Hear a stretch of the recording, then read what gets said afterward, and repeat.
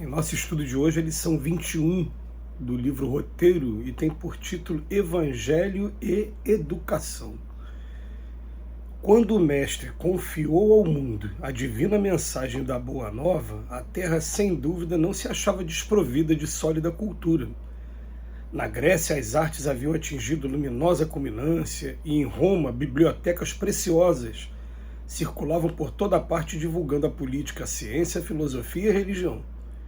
Os escritores possuíam corpos de copistas especializados e professores eméritos conservavam tradições e ensinamentos, preservando o tesouro da inteligência.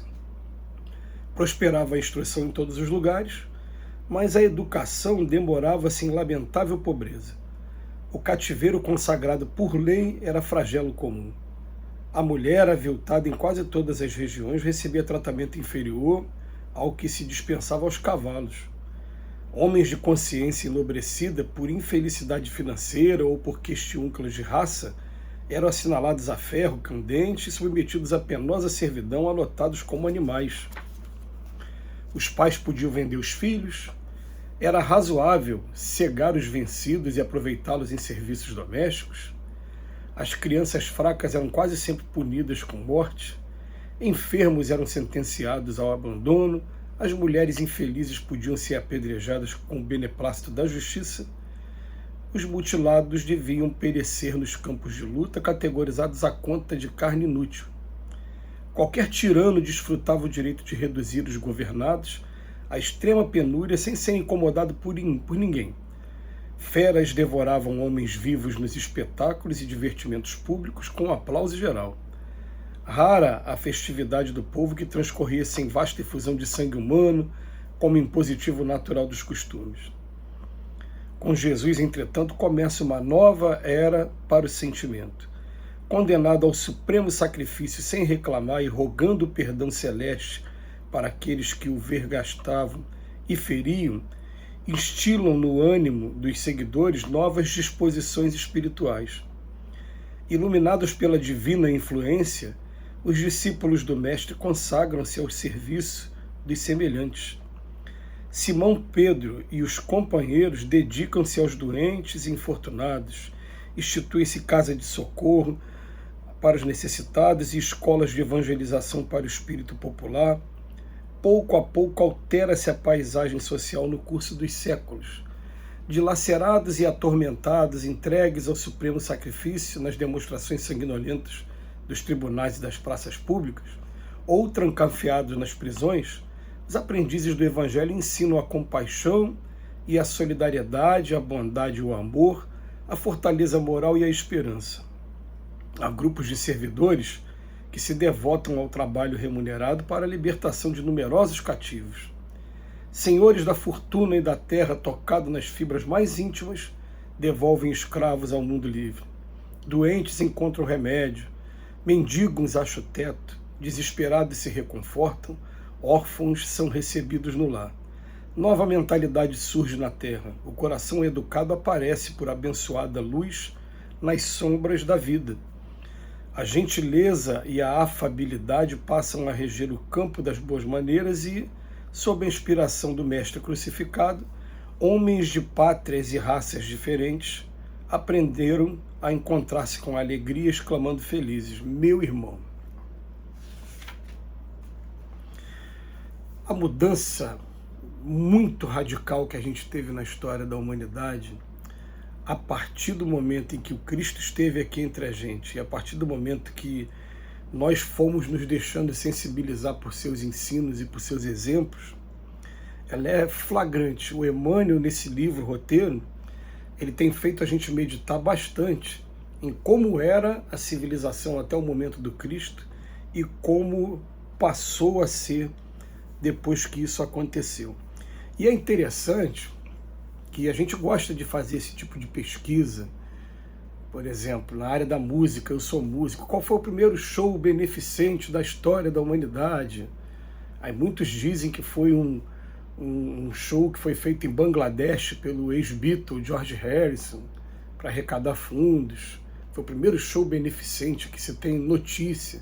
A gente gosta desse tipo de informação. E quando a gente começa a ver com relação ao Cristo e as informações que o Emmanuel vem trazendo, como era o Egito, como era a Grécia, ele começa falando, ó, realmente, com relação à educação, Grécia e Roma, a arte na Grécia, a arte grega que está aí até hoje, e as bibliotecas romanas, né, já falava sobre política, ciência, filosofia, religião, a educação existia, porém, o que acontecia? Essa divisão de casta, essa visão que a gente tem unicamente da matéria, sem observar o lado espiritual, ela acabou fazendo com que a gente pegasse espíritos super inteligentes, super valiosos, mas que reencarnaram numa determinada raça, ou na condição até da mulher. O Emmanuel faz questão de dizer que a mulher valia menos que um cavalo. E isso até bem pouco tempo. Porque a gente esquece, por exemplo, que até o século passado, até 88, 1988, aqui no Brasil, homem e mulher não tinham direito igual, a mulher não tinha direito a voto, e existiam uns absurdos na nossa legislação e na nossa jurisprudência também. Uma delas, a mais absurda de todas, legítima defesa da honra. O homem matar a mulher por desconfiar que a mulher pudesse estar traindo. Não é nem porque descobriu, provou, porque desconfiava. Quer dizer, isso é bem pouco tempo na nossa história, imagina 2000 anos.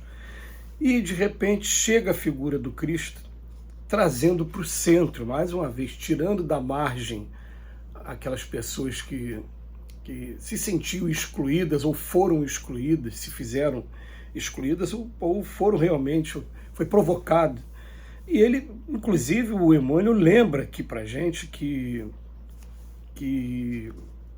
qualquer tirano desfrutava o direito de reduzir os governados à extrema penúria. Quando a gente lê o livro Paulo Estevão, por exemplo, e no primeiro capítulo vê o pai do Estevão apanhando dos soldados romanos de maneira sarcástica, porque ali a imagem que o livro passa para a gente, que o Emmanuel passa para a gente, é a imagem de alguém que estava saindo de casa para ir no mercado fazer uma compra, e de cabeça baixa, e passou por 2 romanos, e os 2 romanos começaram, vamos arrumar problema com esse rapaz aí.